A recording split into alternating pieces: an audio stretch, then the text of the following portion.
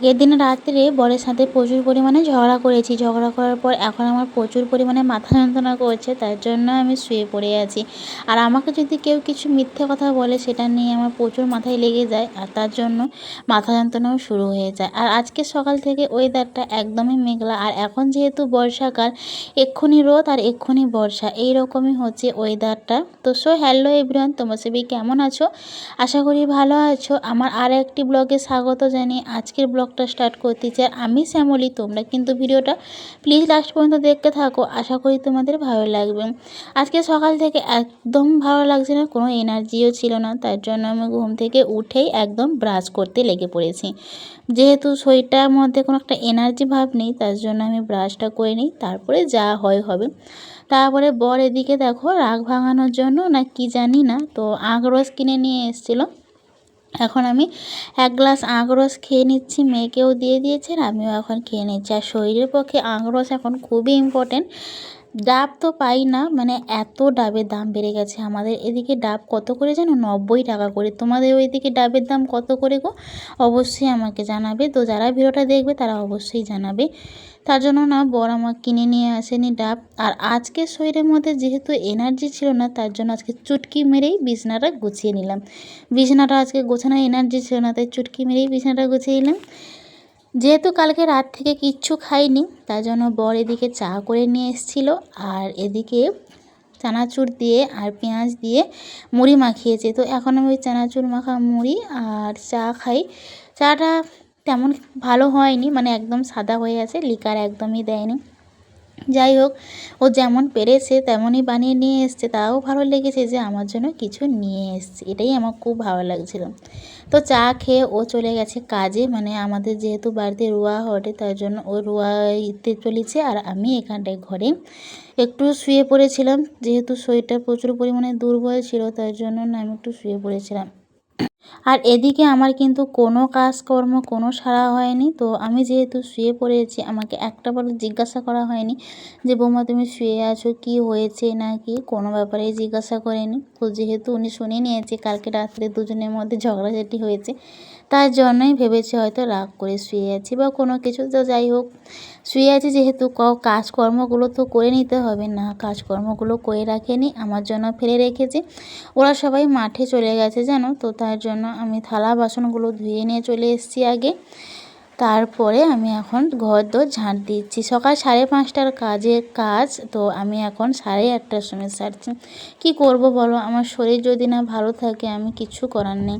তো যখন পারছি তখনই করছি। তোমরা কারা আমার মতো এরকমই আছো অলস প্রকৃতি, যে ভোরের কাজকে সকাল 8:30টার সময় 9টার সময় সারো?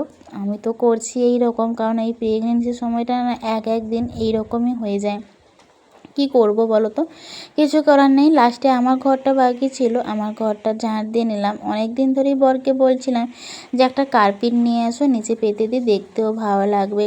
আর ওই ভিতরগুলো যেহেতু ঢালাই হয়ে গেছে, আমার এই রুমটা শুধু বাকি আছে। আমার রুমে যেহেতু অনেকগুলো জিনিস, তার জন্য এই জিনিসগুলো কোথায় বার করব, শুধু ওই নিচটা ঢালাই দেওয়ার জন্য। তার জন্য ভাবলাম যে এখন বের করব না, একদম যখন পুরোপুরি কমপ্লিট করব চিন্তাধারা নেব, বা সেই রকম যখন পয়সা কড়ি থাকবে তখন এই জিনিসগুলো বার করব। যেহেতু আমার রুমে অনেক জিনিস আছে, তার জন্য আর কিছু করিনি। তাই যে বলছি যে এখন তো কার্পেট নিয়ে এসে বিছিয়ে দাও, সহসা দেখতেও ভালো লাগবে। কবে থেকে বলছি, দেখি কবে নিয়ে আসে। এদিকে দেখতে এসেছিলাম যে জলখাবার কি রান্না করতে হবে, দেখি না এখানে অনেকগুলো হাঁড়িতে ভাত আছে, মানে পান্তা আছে আগের দিন থেকে। তো ভাবলাম ওইগুলোই খেয়ে নেবে। আর আমি এদিকে জামা কাপড়গুলো সার্ফ গুঁড়িতে ডুবিয়ে দিয়ে চলে আসি। হায়, সার্ফ গুঁড়িটা তো নিয়ে আসতে মনে নেই। তো চলো সার্ফ বইটা নিয়ে এসে এখন ডুবিয়ে দিয়ে আমি এখন স্নান সেরেও চলে এসেছি। আজকে না মাথাটা ডুবোয়নি, তো রোজ রোজ মাথাটা ধুলে কী হয় বলো তো, যেহেতু এটা বর্ষাকাল, তার জন্য জামা কাপড়গুলো শুকায় না, যেমন চুলও তেমন শুকাতে যায় না। ফ্যানের বাতাসে অনেকক্ষণ বসে থাকতে হয়, তারপরে চুলগুলো শুকাতে হয়। আর এতক্ষণ তো ফ্যানের বাতাসে বসে থাকার মতো সেটা সময়ও নেই আমার কাছে। এই প্রেগনেন্সি অবস্থায় থেকেও কি শান্তি আছে? দেখো সব কিছু A to Z করতে হচ্ছে আমাকে, পেট লেড়ে লেড়ে। কী করবো বলো, যত না বেশি দিনের হচ্ছে তত যেন বেশি খুব কষ্ট হয়। কিচ্ছু করার নেই, আমার কষ্টটা বোঝার মতো এখানে কেউ নেই। এটা তো আর বাবার বাড়ি নয় যে বুঝবে সবাই। আর মেয়েদের যদি সময়টা যদি এলোমেলো হয়ে যায়, মানে কাজগুলো যদি ঠিক টাইমে করেছি তো তাহলে ঠিক টাইমে কাজগুলো সরবে। কিন্তু যদি অন্য একটু শুয়ে পড়ি বা বসে পড়ি তাহলে দেখবে কাজগুলো যেন একটু দেরি হয়েও যায় আর এলোমেলো হয়ে যায় চারিদিকে। আর এদিকে আমার ঠাকুরকে ফুল দিতে চলে এসেছি। আর আজকে ঠাকুরকে সেবাই দিয়েছিলাম, আম ছিল, আম দিয়েছি। আর তারপরে জামা কাপড়গুলো ধুয়ে নিয়ে আমি চলে এসেছি। আরও কিন্তু 1 গামলা জামা কাপড়গুলো আমি রেখে দিয়ে এসেছি সাবান দিয়ে, ওগুলো কিন্তু আমি পরে ধোবো, এখন আর ধুলাম না। আর এখন যেহেতু হালকা হালকা রোদ উঠেছে, জানি না আবার পরে বৃষ্টি হবে কিনা। এটা যেহেতু বর্ষাকাল, এক্ষুনি রোদ এক্ষুনি বৃষ্টি, এই রকমই হচ্ছে সমস্যা। আর আগের দিনে জামা কাপড়গুলো এখন মেলে দিলাম, আর এখন না আমার ছাদে আসতে খুব ভয় করে, এতটা লি পড়ে গেছে, মাঝে মধ্যে ভয় লাগে যে কতটা স্লিপ খেয়ে যাবে না কি জানি। তো যাই হোক, আজকের ব্লগটা ছিল এতটুকুই। যদি তোমাদের ভালো লেগে থাকে অবশ্যই চ্যানেলটা সাবস্ক্রাইব করে পাশে থেকো। দেখা হচ্ছে পরের ব্লগে। সবাই সুস্থ থেকো, ভালো থেকো।